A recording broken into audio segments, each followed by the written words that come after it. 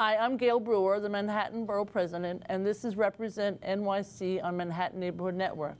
3 years ago, the City Council said no to the Bloomberg administration's proposal to rezone East Midtown, and I want to thank Councilmember Dan Garodnick for that.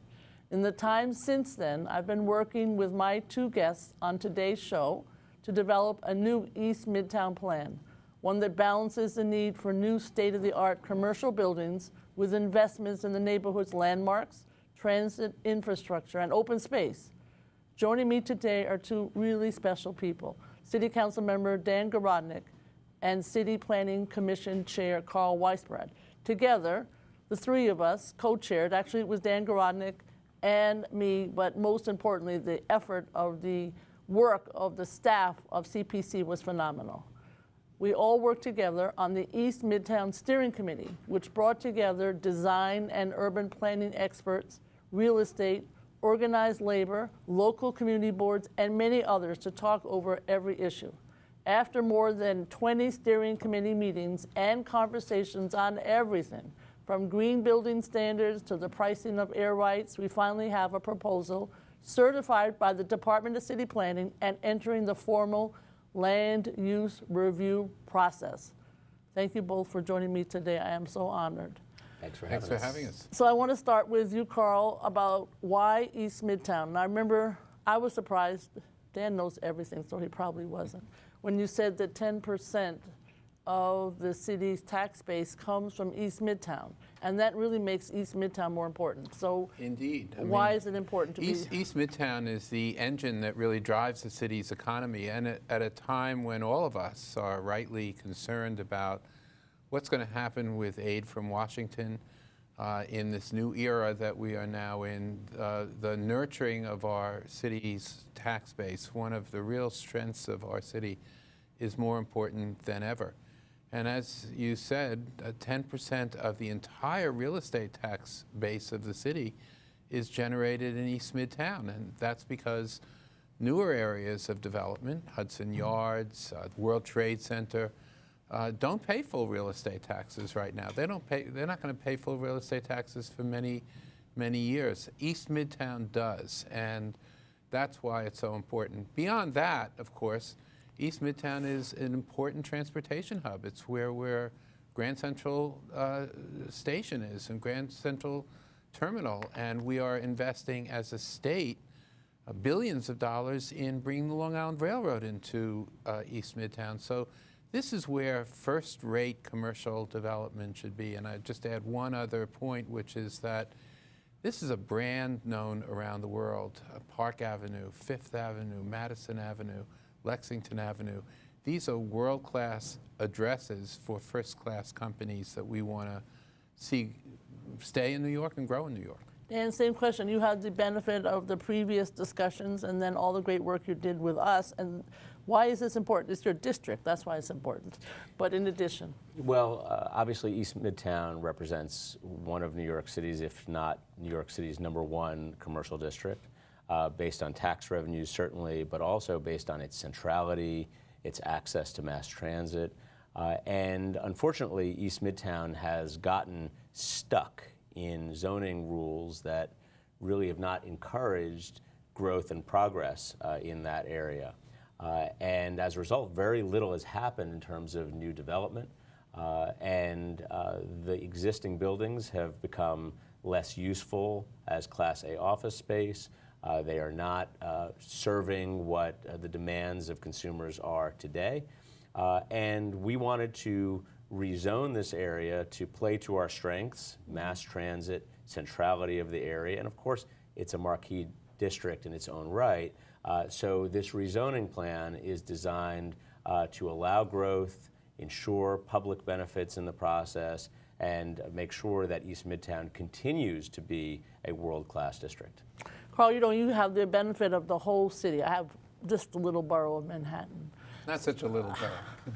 But the question of office space, what do we need in the future? I mean, that came up a lot, and it's actually a very interesting question. And hopefully East Midtown, with these design changes, can address them. But what are we looking for in the future? Well, I think we're seeing an economy that is changing, and an economy that is growing tech jobs, creative jobs, service jobs of all kinds. And increasingly, companies are looking in not traditional areas for office space. Frankly, that is driving up office prices in other parts of the city, and we want to see that those prices are affordable for the companies that are growing, non-traditional companies. But we also want to see, for all the reasons that Dan indicated, we want to see an ability to create first-rate, first-class office space.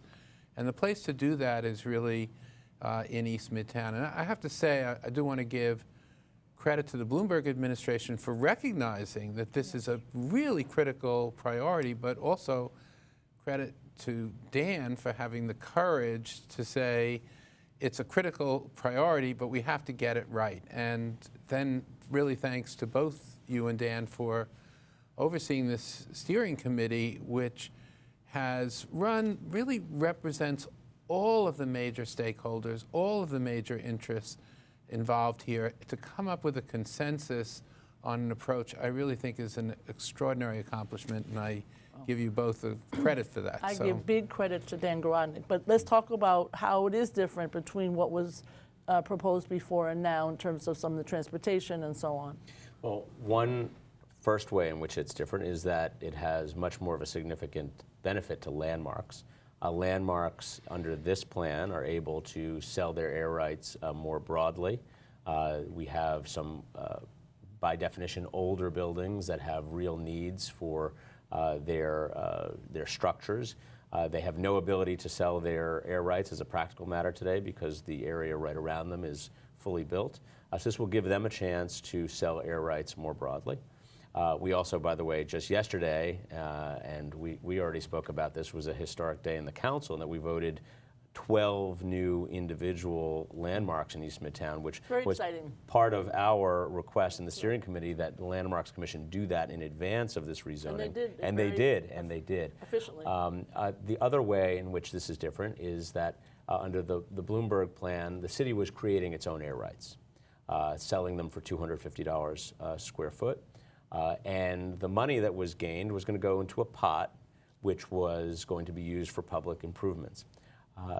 There's a different framework here, where the landmarks are going to be selling the air rights, and the city will participate in the sale of that air rights. And what city planning has proposed is 20% of the air rights sale will go into that pot. But there will be much more certainty for the public because we have done something in the zoning resolution that has not been done before. We are baking the public improvements for mass transit directly into the zoning resolution. So if you are a developer who is in a transit-sensitive site, so you have a building or potential building right near an important transit hub, you can look in the zoning resolution. It will tell you what exactly you need to do to fix up the subway system in exchange for additional density. So that gives the public an enormous amount of certainty, which did not exist before. It gives the development world a level of certainty too, because they can look in the zoning resolution and know what their obligations are. And that makes it a win-win situation. So I think that those are three of the biggest areas, but certainly the defining issue, I think, is certainty for the public. You get improvements for transit, you get improvements for streetscape, while you also allow progress to take place. Carl, you'll appreciate this. So on the Women's March in New York, I spoke and then I marched. And I walked across 42nd Street with, 400,000 other people. And when you get to, of course, Grand Central, then you have One Vanderbilt. Right. And here you have 400,000 people walking by. I'm taking pictures thinking if they only knew the story of zoning while we're trying to protest whatever is going on in Washington. But One Vanderbilt was a good beginning. And I think, will all of this help, you think, in terms of precedent for other projects in the city of New York? Yeah, I think it will. One Vanderbilt was kind of the beginning, in a sense. One Vanderbilt was the first down payment, really, on a new East Midtown. And again, I thank both of you for being so helpful on getting One Vanderbilt approved, which is going to be the first really new office building in East Midtown in decades, and creating right next to Grand Central a magnificent open space. And I think your reference to the Women's March is a good one, because my entire family marched in in the Women's March, and I think everyone recognized the streets were packed. There's very little room for the public, and one of the things that this proposal will do is create some more breathing room in East Midtown, and that's an important part of this. And just to underscore what Dan said, in the 1993 proposal, there was a pretty clear, first, what the real estate industry and new development would produce, but no clarity whatsoever about what the public would get in terms of open space, transit improvements, and public realm. And this proposal lays that out very clearly. And the second thing that it does is allow the landmarks, many of which have just been created, as you know, some of which have existed for some time, to be able to sell their excess development rights at a market price, not just at $250 a foot, but at what the market is. And frankly, we think that the market is considerably higher than $250 a foot, so that not only will the landmarks be able to maintain their services and their distinguished buildings, but the public will get a bigger cut out of it than we would have otherwise, and that will all go to public improvements. So it's a good deal all around. What was also exciting was the MTA stepped up, you know, and that, you might talk about that a little bit. They really did. They attended all the meetings. They came up or will come up with a good ULURPed list. Right, so the MTA has obvious capital needs. We're always talking about the billions of dollars of gaps in their capital budget. And the improvements that we're looking at in East Midtown are on a list somewhere, but absent our dealing with them here, they're never going to get done. The MTA knows that, we know that, and should this be the obligation of the MTA to pay for? Yes. But at the end of the day, the reality of the world is that these sorts of improvements that we're talking about are just too far down on their list, but they impact enormous numbers of people.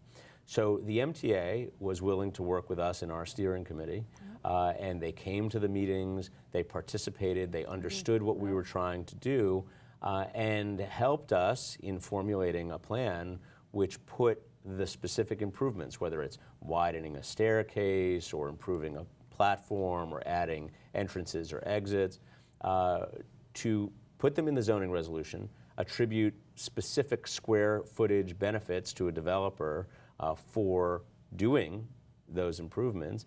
And that's something which we are reviewing right now, which is, did we get the right numbers? Is it the right square footage for the right improvements?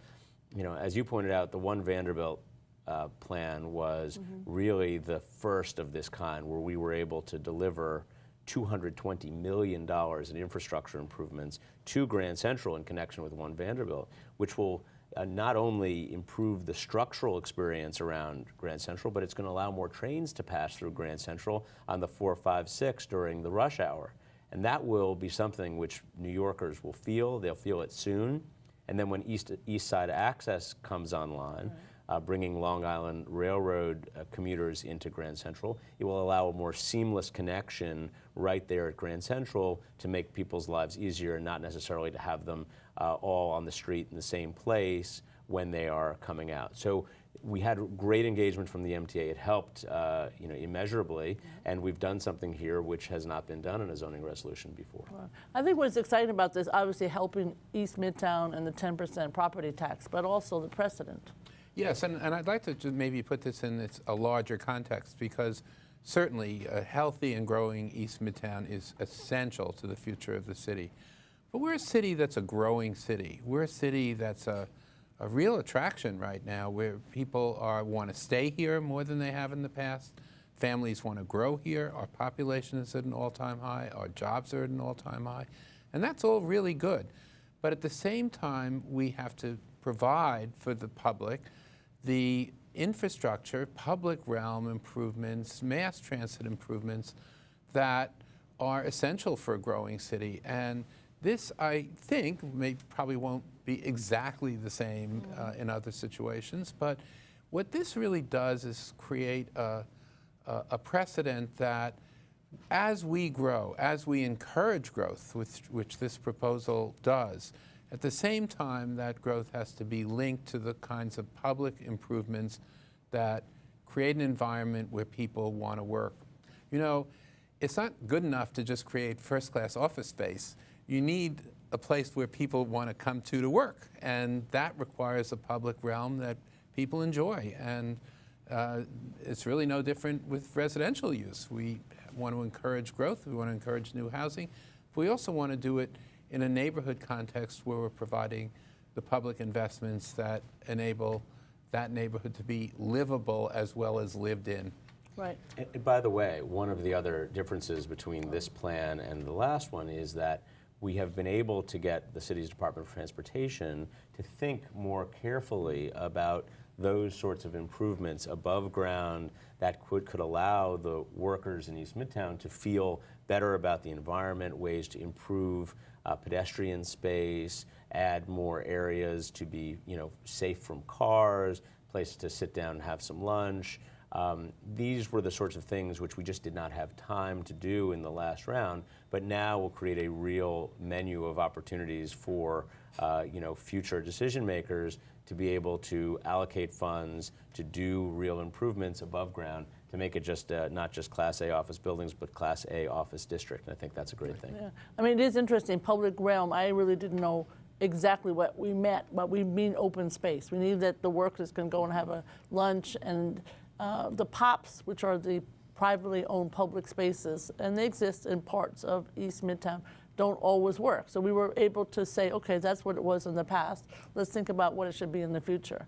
And this issue of public space is incredibly important. We're going to have another 1 million people in the city of New York fairly soon, and we think about the housing, or we try to think about the housing. But now, obviously, the workers are equally important. And I think this issue of public realm then moves to other discussion periods. I've heard it discussed in other land use projects now, which hadn't been before. Same thing with the issue of transportation and landmarks. Now, you should know I just met with a whole bunch of faith-based institutions. Why can't we do the same thing we did in East Midtown, Gale? We'd like to be able to sell our air rights further than the street that my church or synagogue is on. So it's a lot of discussion. It's much thanks to your staff, too, Carl, that they were able to engage so much. Well, I thank you for that, because in fact the staff at City Planning did an extraordinary job on this, but they couldn't have done what they did without your leadership, both you and Dan, and I really appreciate it. And I just want to say one thing about what Dan said about the Department of Transportation as well. They're coming up with really a new set of way of thinking about open space. Mm-hmm. How do we have a limited amount of open space, especially in East Midtown. How is that shared? How is that allocated? Can we have streets that have both cars and pedestrians on them, like European cities do, like Australia does? We don't really have that here. And this is really beginning to come up with new and creative ways to try to address the issue of limited space. And I think that's great. What are some of the challenges that you think we're going to have going forward? In other words, we have a task force that's going to be implementing some of these suggestions for open space, and we all like the one Vanderbilt notion of taking a block between Grand Central and one Vanderbilt that will be open space. And that'll be worked on, I think, supervised by the Grand Central Partnership, which makes sense. So how do you see going forward implementation of some of these?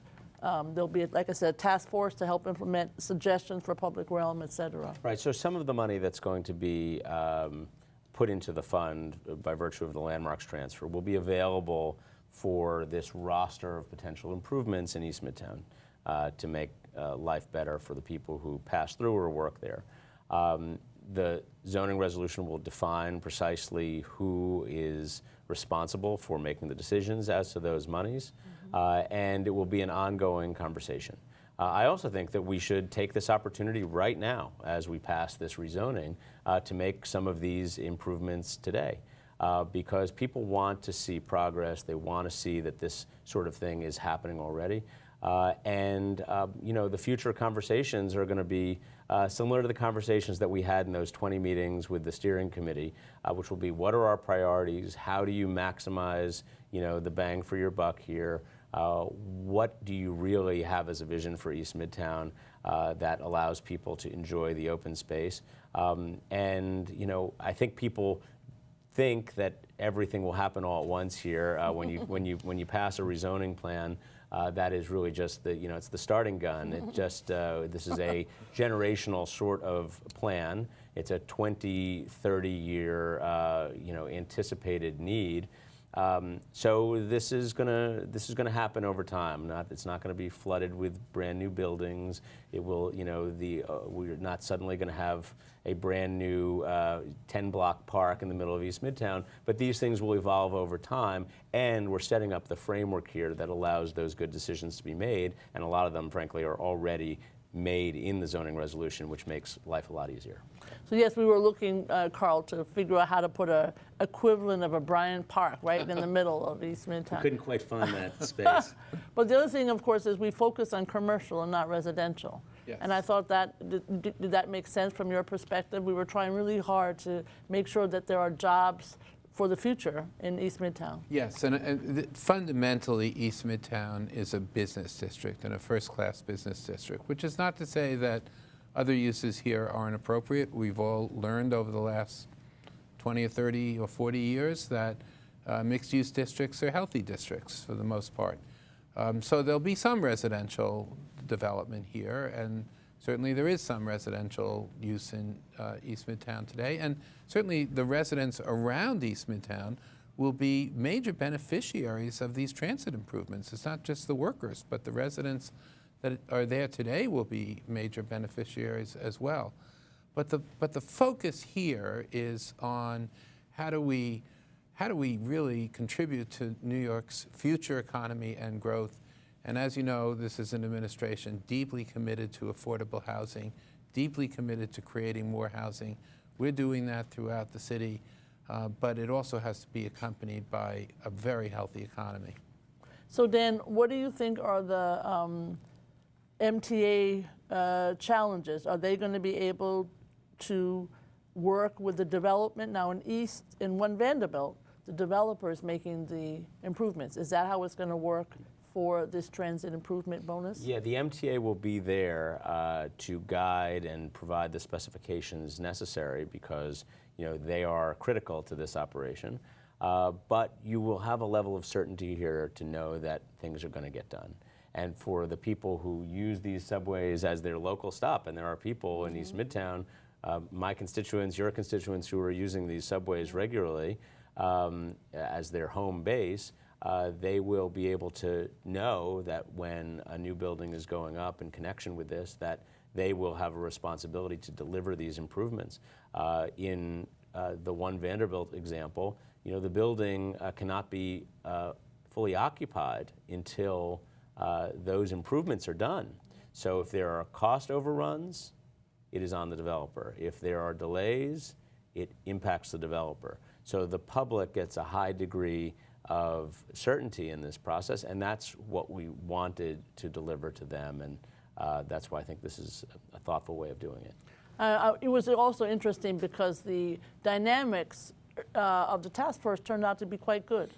And I think that's something that you helped us create, Carl, because you helped us get a facilitator and bring all these different groups together to come up with this proposal. Has that been successful elsewhere, to the best of your knowledge? I think this is the most successful it's ever been. It's certainly a model that we're considering using elsewhere, because obviously the more there's an agreement, general consensus at the beginning of the process, the more likely it's going to be successful at the end of the process. And we've just started the formal public review process. But I think we're all very optimistic that in general, because of the consensus that's been established, not to say that there may not be changes here and there, but because of the consensus that's been established, there's a broad agreement that this makes sense, and that probably didn't exist in 2013. So going into a formal public review process where there's a broad agreement this should happen, maybe some minor disagreements about various minor points, is a really good way to start the process and something we'd like to see happen in the future as well. So the process, Dan and I know, and you know only too well, it starts with the city planning, community board, borough president, city planning, and the final decision maker is Dan Garodnick and the city council. What's the timing on all of this, approximately? Yeah, it's about a 6 or 7 month process from start to finish. We are on the clock now, so it's chugging along, and so this will be coming to a borough president and city council member near you in the near term, and it will, by definition, be wrapped, before the end of the summer. So we look forward to having these conversations about outstanding issues, and I think we are starting from a very good place here. Well, I think that this process has been something that I've learned a lot about, and I never forget that 10%. You know, the fact that you brought that to our attention is something that is incredibly important, and I think what we are looking toward and for when that first building says, I'm going to get a transit improvement, and then we'll be really excited about seeing the fruit, the results of all of our work.